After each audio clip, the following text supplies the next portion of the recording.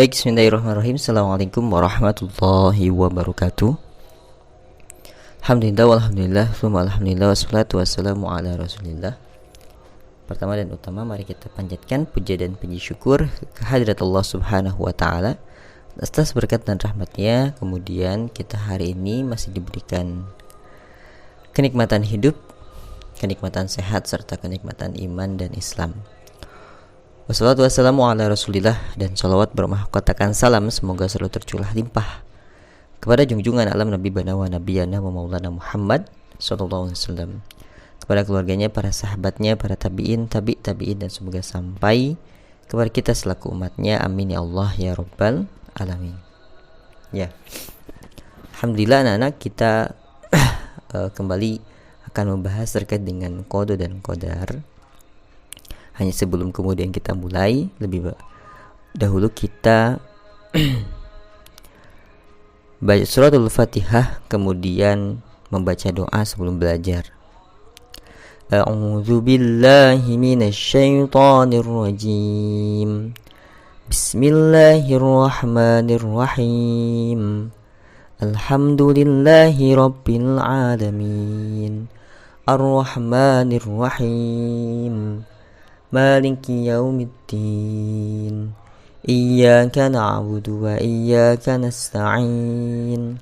Ihdinas siratal mustaqim. Siratal ladzina an'amta 'alaihim ghairil maghdubi 'alaihim waladdallin. Rabbighfirli wa liwalidayya amin.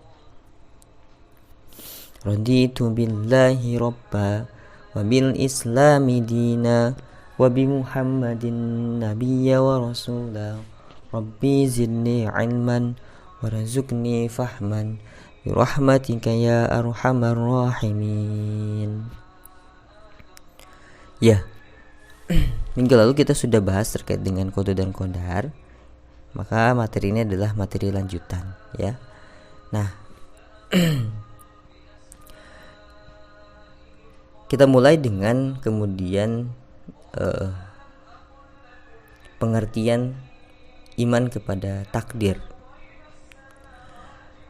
Kita selaku seorang muslim beriman dan yakin bahwa semua keadaan di dunia ini pasti diketahui oleh Allah Subhanahu wa taala.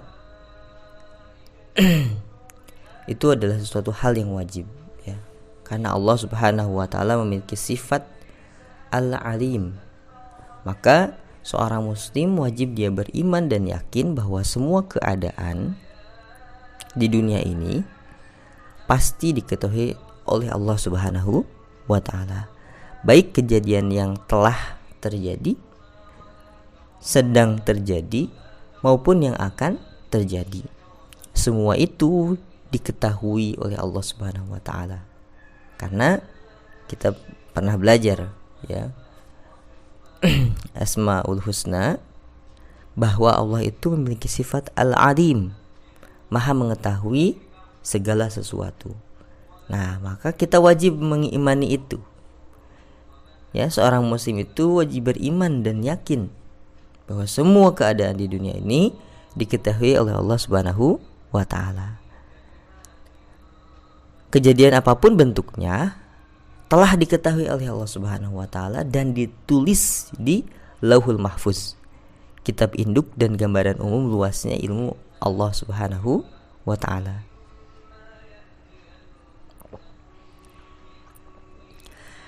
Inilah pengertian sederhana dari takdir yang telah dijelaskan oleh Al-Quran dan hadis, ya. Bahwa takdir itu adalah catatan ilmu Allah yang menyeluruh tentang segala sesuatu. Yang dimaksud dengan segala sesuatu adalah benda-benda, manusia, amal perbuatannya, ya, manusia dan amal perbuatannya, makhluk hidup yang lainnya, ya, dan yang lain-lain. Ya, jadi takdir itu adalah catatan ilmu Allah yang menyeluruh tentang segala sesuatu. Semuanya telah tercatat atau diketahui oleh Allah Subhanahu wa taala dan dituliskan di Lauhul Mahfuz. Setiap muslim wajib mengimani takdir karena merupakan bagian dari rukun iman. Ya, kita tahu bahwa beriman kepada takdir adalah merupakan salah satu rukun, ya. Berdasarkan hadis yang diriwayatkan oleh Imam Muslim dari Umar bin Khattab, malaikat Jibril alaihissalam pernah datang kepada Nabi Muhammad SAW dan bertanya, coba ceritakan apa iman itu. Nah, maka kemudian Rasulullah SAW bersabda, menjawab, ya, iman itu meyakini adanya Allah, malaikatnya, kitab-kitabnya, para rasulnya, hari kiamat, dan percaya pada takdir baik dan buruknya berasal dari Allah Subhanahu wa taala. Hadis ini diriwayatkan oleh Imam Muslim. Nah, seorang muslim yang tidak meyakini takdir, maka imannya cacat, bahkan bisa murtad dari Islam. Sebab masalah ini telah tegas dijelaskan oleh nas Al-Quran dan hadis Rasulullah SAW. Di dalam Al-Quran misalnya Allah Subhanahu wa taala berfirman, "Inna kulla syai'in khalaqnahu min qadar." Sesungguhnya kami menciptakan segala sesuatu menurut takdirnya. Quran surat Al-Qamar ayat 49. Bagaimana tafsir ayat ini? Al-Imam As-Suyuti misalnya menyatakan kepercayaan yang dipegang oleh Ahlus Sunnah wal Jamaah adalah bahwa Allah Subhanahu wa taala telah menakdirkan segala sesuatu. Itu artinya Allah Subhanahu wa taala telah mengetahui ukuran, kondisi, peraturan, dan waktunya jauh sebelum segala sesuatu terjadi. Oleh karena itu tidak ada sesuatu kejadian di langit dan di bumi kecuali seluruhnya muncul dari ilmu, kudrah, kekuasaan, dan iradah, kehendak Allah Subhanahu wa taala. Makna dari semua ini adalah Allah Subhanahu wa taala telah mengetahui segala sesuatu tentang manusia sebelum ia diciptakan. Allah Subhanahu wa taala juga mengetahui ketetapan nasib seseorang di dunia maupun di akhirat kelak, bahagia atau celaka, sukses atau gagal, kaya atau miskin, umurnya dan lain sebagainya, ya. Maka pembahasan masalah takdir sebenarnya hanyalah pembahasan tentang kekuasaan Allah Subhanahu wa taala. Ya, takdir ini hanya masalah pembahasan tentang kekuasaan Allah Subhanahu wa taala. Takdir sekali lagi merupakan ilmu Allah dan kekhususan baginya saja, ya. Bahwa ilmu Allah mencangkup segala sesuatu karena Allah memang bersifat Al-Alim dan mustahil ada sesuatu yang tidak diketahuinya. Jadi ketika kemudian Allah Maha mengetahui, mustahil ada sesuatu yang tidak diketahuinya, ya. Lagi-lagi ini menunjukkan kemaha besarannya, kemaha kuasaannya. Jadi sampai sini fahami bahwa takdir ini adalah ilmu Allah dan kekhususan baginya, ya. Dan mustahil ada sesuatu yang tidak diketahui oleh Allah Subhanahu wa ta'ala. Jadi, nah, minggu kemarin kita sudah bahas, ya, bahwa kemudian ada ilmu Allah, ada juga kemudian itu adalah area yang kemudian kita tidak tahu, ya, dan ada kemudian perbuatan manusia. Kita lanjutkan terlebih dahulu pembahasannya, ya. Nah, terkait dengan kewajiban mengimani takdir ini dan larangan mengingkari takdir, seorang sahabat bernama Huzaifah radhiyallahu anhu pernah menuturkan sebuah hadis dari baginda Nabi Muhammad SAW, ya, bahwa Rasulullah SAW pernah bersabda, pada setiap umat ada, ya, akan muncul segolongan manusia yang berperilaku seperti Majusi. Orang-orang Majusi di kalangan umat ini adalah mereka yang mengatakan tidak ada takdir. Jika di antara mereka ada yang meninggal, maka janganlah kalian menghadiri jenazahnya. Jika mereka sakit, janganlah kalian menjenguknya, karena mereka adalah para pengikut Dajjal. Hak Allah lah untuk menyebut mereka dengan Dajjal. Hadis riwayat Abu Daud di dalam Sunan Abu Daud. Nah, bayangkan sampai dikatakan orang yang tidak percaya adanya takdir ini adalah seperti orang Majusi. Maka konsekuensinya adalah ketika dia meninggal, tidak boleh ada yang menghadiri jenazahnya. Jika mereka sakit, jangan juga kemudian dijenguk. Bahkan disebut sebagai pengikut Dajjal. Yang mengatakan ini bukan Nabi Muhammad. Kok sarkas banget ya bahasanya, sampai dikatakan pengikut Dajjal. Bukan, tapi ini wahyu dari Allah Subhanahu wa taala. Ya. Allah Maha tahu. Allah kemudian berhak mengatakan apapun, ya. Nah, maka yang mengatakan mereka adalah pengikut Dajjal, bahwa mereka adalah Dajjal, itu Allah Subhanahu wa taala. Maka hati-hati. Kita sebagai seorang muslim wajib mengimani adanya takdir, ya. Mengimani adanya takdir.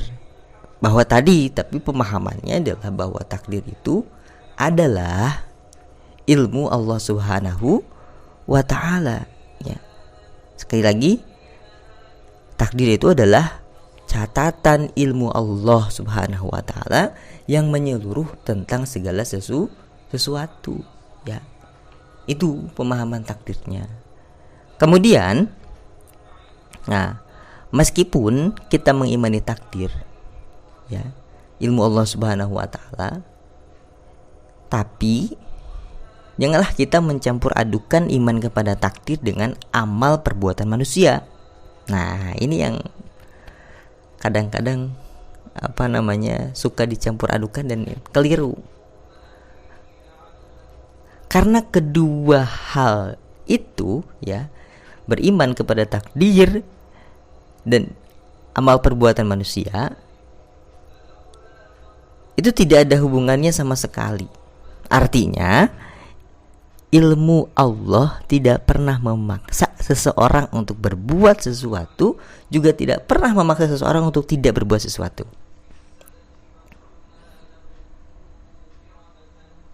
Ya. Ini harus difahami, ya. Rasulullah SAW telah melarang para sahabatnya mencampur adukan pemahaman takdir dengan amal perbuatan manusia yang dapat menyebabkan manusia tidak mau berusaha. Jadi harus difahami bahwa ada perbedaan antara apa yang harus diyakini dan apa yang harus dikerjakan. Ini di garis bawah, ya. Harus dipahami bahwa ada perbedaan antara apa yang harus diyakini dan apa yang harus dikerjakan.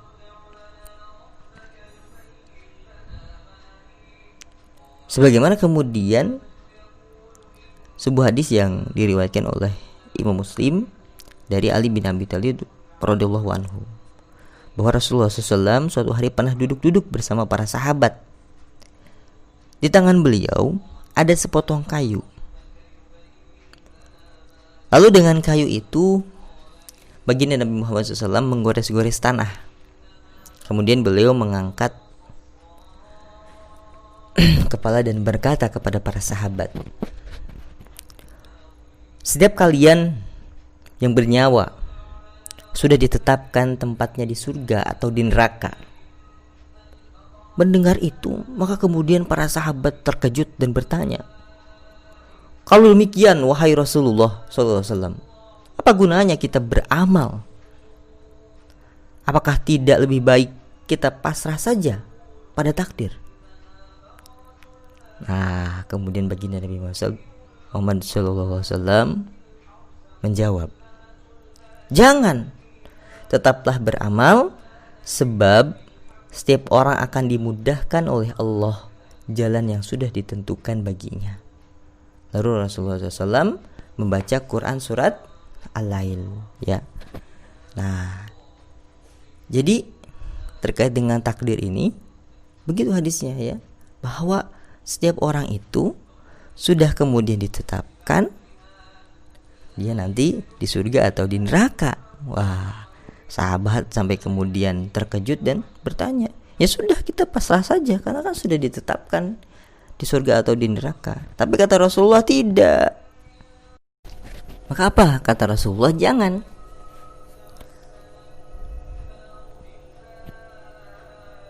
Tetaplah beramal, sebab setiap orang akan dimudahkan oleh Allah jalan yang sudah ditentukan baginya. Nah, setelah kemudian bicara demikian, Rasulullah SAW membacakan surat Al-Lail ayat 5 sampai dengan 10.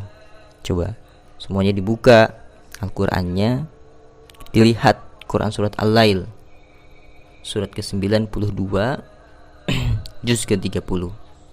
Allah Subhanahu wa taala kemudian di dalam ayat itu menyampaikan, A'udzu billahi minasy syaithanir rajim. Bismillahirrahmanirrahim. Fa amma man a'ta wattaqa saddaqa bil husna fasanuyassiruhu lil yusra wa amma man bakhila wastagna wa kadzdzaba bil husna fasanuyassiruhu lil usra. Nah, sadaqallahul azim. Maka barang siapa memberikan hartanya di jalan Allah dan bertakwa dan membenarkan adanya pahala yang terbaik, yakni surga, maka akan kami mudahkan baginya jalan menuju kemudahan kebahagiaan. Dan adapun orang yang kikir dan merasa dirinya cukup, tidak perlu pertolongan Allah, serta mendustakan pahala yang terbaik, maka akan kami mudahkan baginya jalan menuju kesukaran, kesengsaraan. Nah, dari ayat itu kita bisa melihat ada peranan manusia. Ada area yang kita kuasai, kita hendak kemudian kikir, sebagaimana tadi di akhir ayat, ya, sehingga kemudian kikir merasa cukup, sehingga kemudian mendustakan, ya, pahala terbaik yakni surga,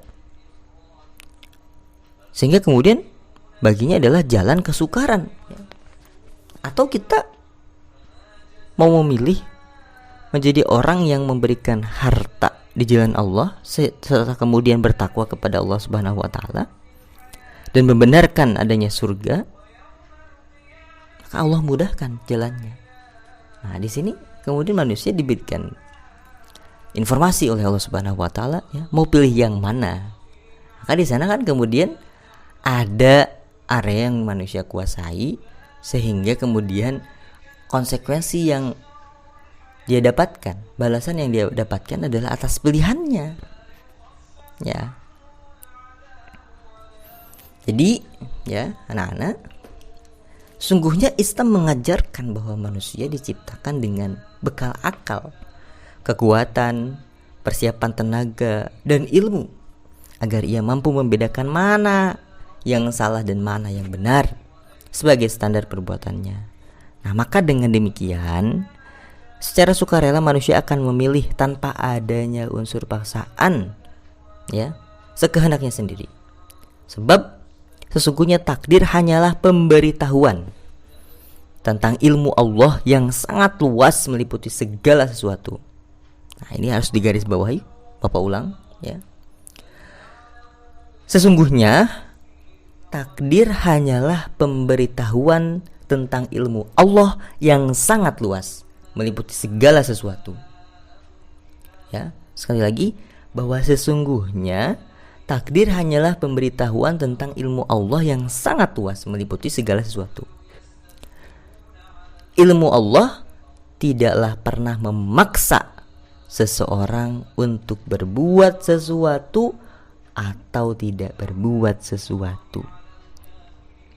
Ilmu Allah tidak pernah memaksa seseorang untuk berbuat sesuatu atau tidak berbuat sesuatu. Ya. Sekali lagi nih, ya, digarisbawahi bahwa ilmu Allah tidaklah pernah memaksa seseorang untuk berbuat sesuatu atau tidak berbuat sesuatu. Jadi kalau ada maling, kemudian dia bilang dia maling karena sudah ditakdirkan jadi maling, salah besar. Karena yang memilih jadi maling dia. Ada orang zina, dia kemudian menyalahkan takdir bahwa kemudian dia berzina karena memang sudah ditakdirkan, itu salah besar. Karena ilmu Allah tidaklah pernah memaksa seseorang untuk berbuat sesuatu atau tidak berbuat sesuatu. Ya. Karena ilmu Allah itu hanyalah pemberitahuan tentang, ya, karena takdir itu hanyalah, ya, pemberitahuan tentang ilmu Allah yang sangat luas, meliputi segala sesuatu. Jadi takdir itu tidak sebagaimana yang hari ini banyak orang bicarakan, ya, sehingga kemudian orang ada yang sampai salah memahami bahwa ketika hari ini kemudian dia buruk, apakah kemudian hatinya tidak tergerak untuk menutup aurat? Apakah hatinya lebih suka kemudian belajar belajar TikTok daripada belajar pelajaran di sekolah, ya?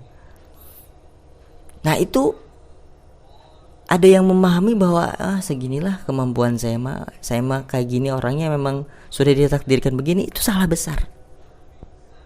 Jadi menyalahkan takdir Allah itu, ya. Ya. Tidak begitu, ya. Sekali lagi bahwa takdir itu tadi, ya, bahwa takdir itu hanyalah pemberitahuan tentang ilmu Allah yang sangat luas, meliputi segala sesuatu. Dan bahwa ilmu Allah itu tidaklah pernah memaksa seseorang untuk berbuat sesuatu atau tidak berbuat sesuatu, ya. Karena tidak ada seorang pun manusia yang tahu apa yang tertulis bagi dirinya di Lauhul Mahfuz. Tidak ada. Tak ada seorang manusia pun yang tahu apa yang tertulis bagi dirinya di Lauhul Mahfuz. Karenanya tidak bisa dibenarkan jika ada seseorang yang berkata, saya berbuat begini karena telah ditulis oleh Allah Subhanahu wa taala di Lauhul Mahfuz. Harus berbuat begini, enggak ada. Ya. Enggak ada yang tahu. Maka ketika kemudian seseorang mengatakan demikian, itu hal yang salah. Sebab dari mana ia tahu bahwa Allah Subhanahu wa taala telah menulis perbuatan tersebut baginya di Lauhul Mahfuz, ya. Kita aja enggak tahu Lauhul Mahfuz seperti apa. Hanya Allah mengabarkan, yaitu sebagai, jadi hikmahnya ketika Allah mengabarkan bahwa ia mengetahui segala sesuatu yang ada di alam semesta ini, yang telah terjadi, yang sedang terjadi dan akan terjadi. Pemahamannya bukan kemudian bahwa semuanya itu sudah ditetapkan Allah sehingga kita hanya pasrah saja, kita seperti kemudian wayang yang digerakkan dalang. Tidak, ya. Yang alur ceritanya sudah ditentukan bahwa kemudian kita nggak bisa berbuat apa-apa, bukan itu. Ketika Allah mengabarkan tentang ilmunya yang meliputi segala sesuatu, seharusnya kita semakin kemudian takjub dan semakin kemudian merasa betapa luar biasanya Allah Subhanahu wa taala, sehingga kemudian memunculkan rasa taat kepada Allah Subhanahu wa taala atas kebesarannya itu. Jadi bukan sebaliknya malah pasrah, dan itu pemahaman yang kurang tepat, ya. Jadi ketika kemudian Allah mengabarkan bahwa Ia menulis segala sesuatu di Lauhul Mahfuz, ya, itu seharusnya kita semakin kemudian takjub kepada Allah Subhanahu wa taala. Nah, ketakjuban itu melahirkan ketundukan, ketaatan kepada Allah Subhanahu wa taala, bahwa kita ini manusia ini, ya, walaupun kemudian nanti, ya, katakan menjadi orang yang pintar, ya, mudah-mudahan, ya, murid-murid Bapak 5-10 tahun ke depan itu jadi orang-orang yang punya ilmu yang banyak, punya ilmu yang kemudian luar biasa sehingga bermanfaat di tengah-tengah masyarakat, ya. Nah, ketika manusia itu kemudian taraf berpikirnya bertambah, Allah mengabarkan bahwa nggak ada apa-apanya dengan kemudian ilmu Allah. Nah, itu harusnya, ya. Sehingga kemudian manusia itu senantiasa merasa kecil di hadapan Allah Subhanahu wa taala, ya. Jadi begitu ketika kemudian Allah mengabari bahwa Ia menulis segala sesuatu di Lauhul Mahfuz, itu bukan kemudian malah salah memahaminya, ya, seperti itu. Karena kita sendiri tidak tahu, ya. Kita sendiri tidak semuanya bisa ke bulan, ya, apalagi ini ke tempat Lauhul Mahfuz. Siapa yang bisa? Tidak ada, ya.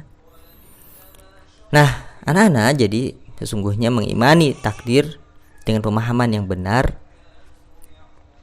pasti, ya, kalau kita memahami takdir tadi dengan pemahaman yang benar, pasti akan memberikan sesuatu kekuatan, ya, sesuatu kekuatan, semangat juang yang luar biasa. Ya, kalau kita memahaminya dengan benar, maka kita jadi semangat, ya, untuk berjuang, bahwa ada area yang kita kuasai yang kemudian kita bisa berusaha di sana dengan sekuat tenaga. Jadi kalau pemahamannya bahwa kita adalah wayang yang digerakkan oleh dalang, ya udah pasrah aja ngikutin alur, ya. Padahal itu sebenarnya bukan mengikuti alur, tapi mengikuti nafsu, ya, seperti itu. Nah, maka pemahaman yang utuh yang tadi yang sudah Bapak sampaikan, bahwa takdir itu adalah ilmu Allah yang meliputi segala sesuatu, dan ilmu Allah itu tidak pernah memaksa kita untuk berbuat sesuatu atau tidak berbuat sesuatu, ya. Itu seharusnya memberikan dorongan yang positif untuk meraih kehidupan bahagia yang sesuai dengan perintah Allah dan Rasul-Nya dalam koridor syariah Islam. Selain itu, hal tersebut juga seharusnya memberikan ketabahan dan keberanian dalam membela yang hak, berhati baja dalam merealisasikan hal-hal yang hak, serta menetapi segala kewajiban yang dibebankan kepada dirinya. Nah, tidak ada istilah lemah atau putus asa dalam kamus orang yang mengimani takdir dengan pemahaman yang benar. Seseorang yang benar memahami takdir, ia akan menjadi orang yang bersyukur ketika langkah-langkahnya memberikan keberhasilan atau kebaikan. Dan ia akan menjadi orang yang sabar ketika langkah-langkahnya tidak memberikan keberhasilan. Ya, jadi begitu seharusnya ketika kita memahami bahwa takdir dengan utuh itu, maka kita akan bersyukur ketika kemudian langkah-langkah kita sampai pada keberhasilan, dan kita akan bersabar ketika langkah-langkah kita itu mengalami kegagalan, ya. Nah, dengan memahami takdir qada dan qadar ini, maka diharapkan bahwa kita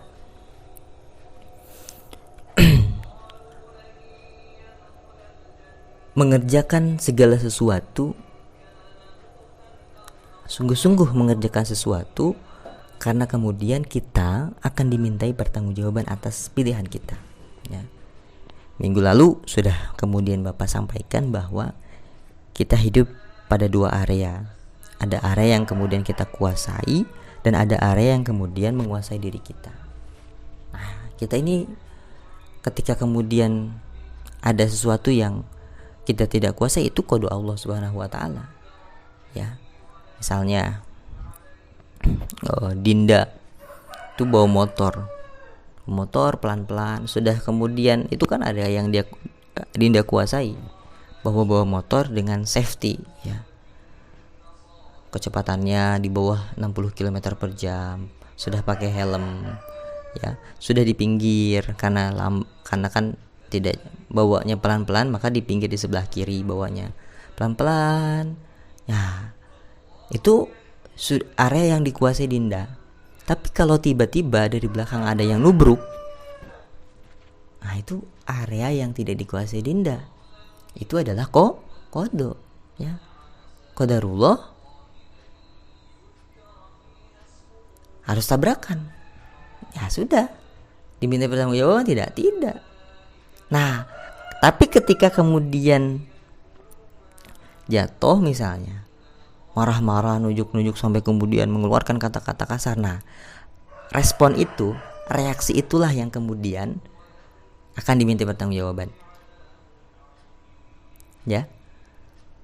Kalau sabar jadi pahala, sabar kemudian menyampaikan keluh kesahnya dengan benar. Nah, insya Allah jadi pahala. Tapi ketika reaksinya itu adalah mengeluarkan ucapan-ucapan kotor misalnya karena kesal, marah, ya, kemudian nunjuk-nunjuk dan seterusnya, bersikap tidak benar, maka itu jadi dosa. Ditabraknya itu nggak kemudian dimintai pertanggungjawaban, tapi reaksi ketika beres ditabrak itu dimintai pertanggungjawaban, ya. Nah itu seperti itu. Kemudian misalnya kalau di sekolah misalnya, ya, ketika di sekolah kita nih ketika dites IQ-nya standar 115 misalnya, 120, ya. Nah itu kecerdasan kita segimana itu nggak akan dimintai pertanggungjawaban, tapi kemalasan kita belajar itu yang dimintai pertanggungjawaban. Jadi kalau hasilnya kita PAI dapatnya 75 misalnya, kimia dapatnya 60 misalnya, itu hasilnya nggak dimintai pertanggungjawaban, tapi proses kita belajarnya itu dimintai pertanggungjawaban.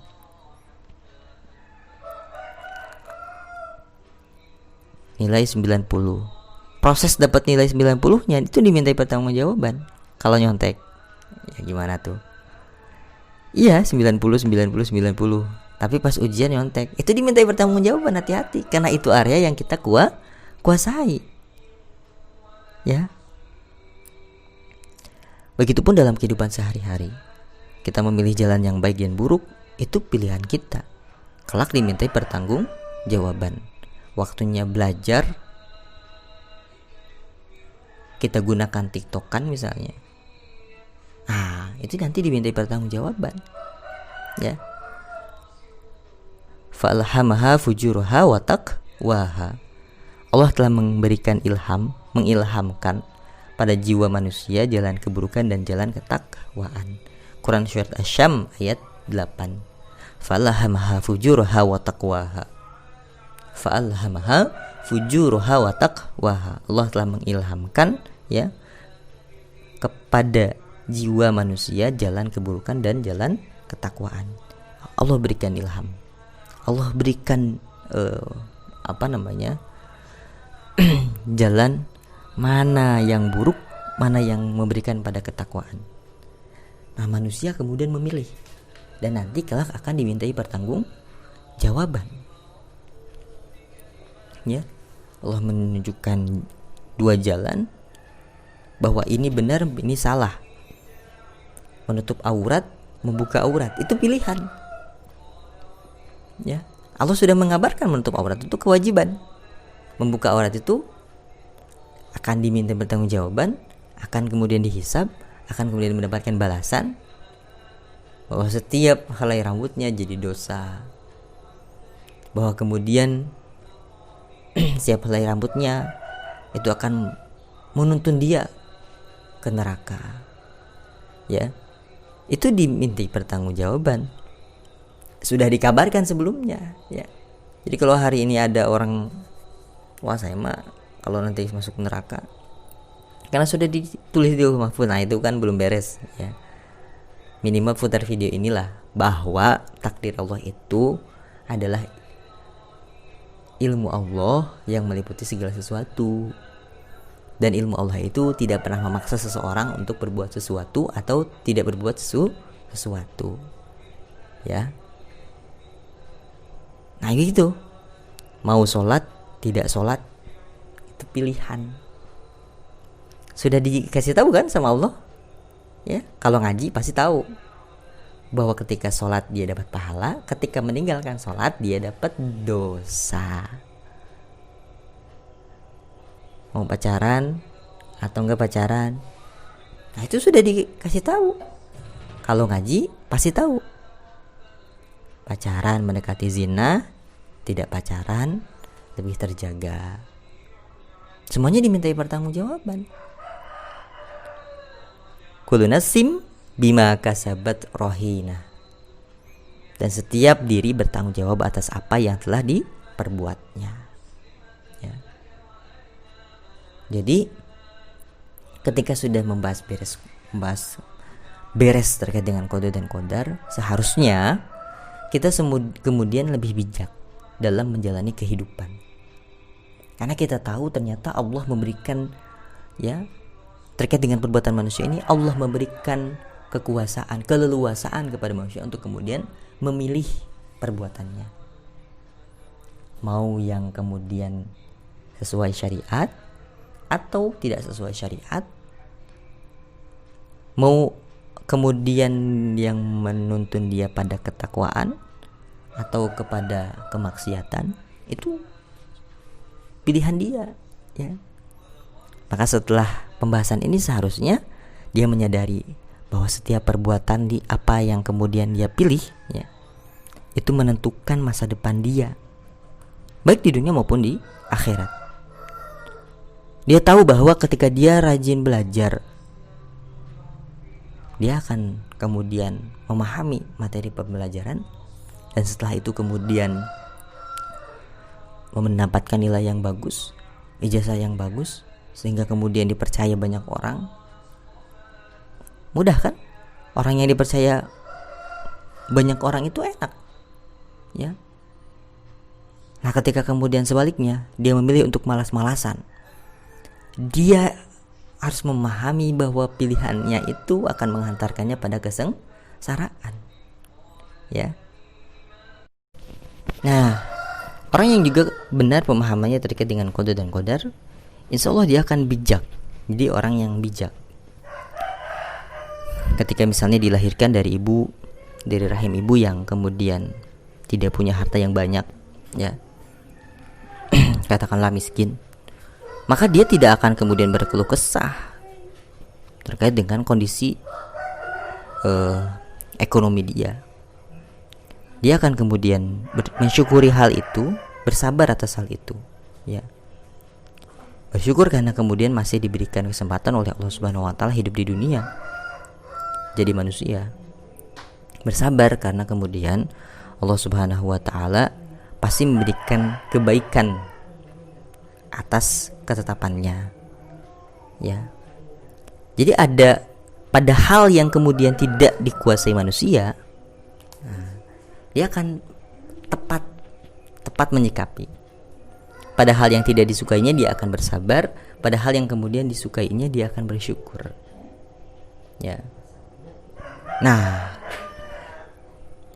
begitu anak-anak. Jadi mulai hari ini fahamilah bahwa manusia ini hidup pada dua area. Area yang kemudian menguasai manusia dan area yang dikuasai oleh manusia, ya, oleh manusia. Jadi pada area yang kemudian memang menguasai diri kita, bentuk tubuh kita, ya, kemudian lahir kita lahir dari rahim siapa, ya.